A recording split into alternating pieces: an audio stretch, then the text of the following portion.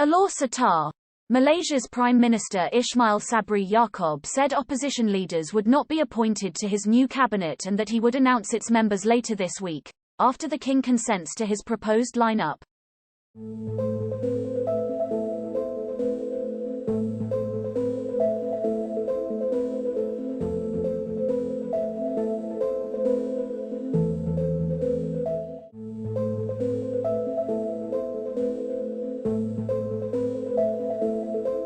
Mr. Ismail's comments came after the palace said last Wednesday that Malaysia's King Sultan Abdullah Ahmad Shah had expressed the view that MPs should unite to create unity between all political parties, in what has been interpreted by some to indicate a call for a bipartisan government.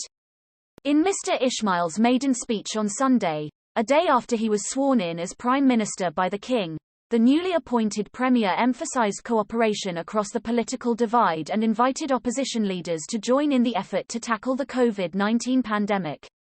On Monday, he said the opposition had shown encouraging response to his suggestion to be part of the country's National Recovery Council and Special Committee for dealing with the COVID-19 pandemic.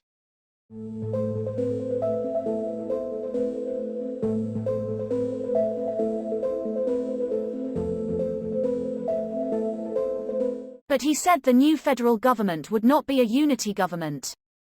The Premier called on the public not to believe in a purported cabinet list that had gone viral, saying it was fake. Asked who would be his deputy, he said he would consider all parties involved. Malaysia Kini reported on Tuesday that Gombak MP Azmin Ali was poised to become the next deputy prime minister, citing sources in Bersatu and UMNO. A Bersatu source aligned to Mr. Azmin said there was a strong likelihood that the Gombak MP was going to become Mr. Ismail's deputy. 3 UMNO sources, who are on the Supreme Council, including 2 who are MPs, also claimed Mr. Azmin is set to clinch the post. 2 of the sources, who are in opposite UMNO factions, told Malaysia Kini, however, that this was being planned in order to avoid defections. Both sources claimed that Mr. Azmin had threatened to withdraw support from Mr. Ismail's fragile government if he was not given the post. Mr. Ismail, who has the support of 114 lawmakers, took over from Tan Sri Muhyiddin Yassin, who resigned as Prime Minister following a loss of parliamentary majority.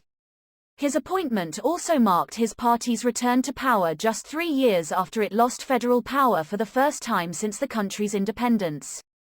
Political analysts said it is vital for Mr. Ismail to have his cabinet up and running to handle the COVID-19 pandemic and to address economic issues. They also said it was crucial for Mr. Ismail to put his stamp on it. The next 3 months, they added, would be a critical period as the nation scrutinizes his actions to assess if he will live up to his promises. Professor Shamsul Amri Baharuddin of the UKM Institute of Ethnic Studies said Mr. Ismail was expected to form a cabinet that would be able to work more and talk less.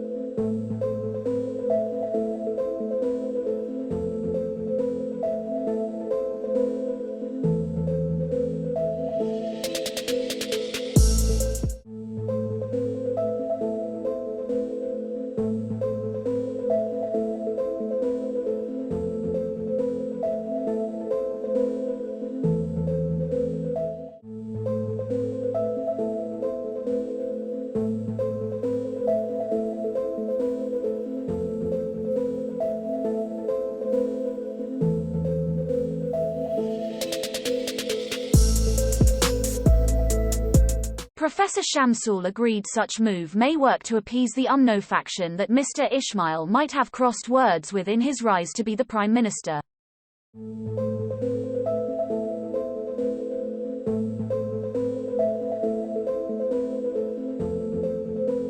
Dr. Azmin Ali from University Teknologi Malaysia said the new cabinet must be one that was seen to be working for the people.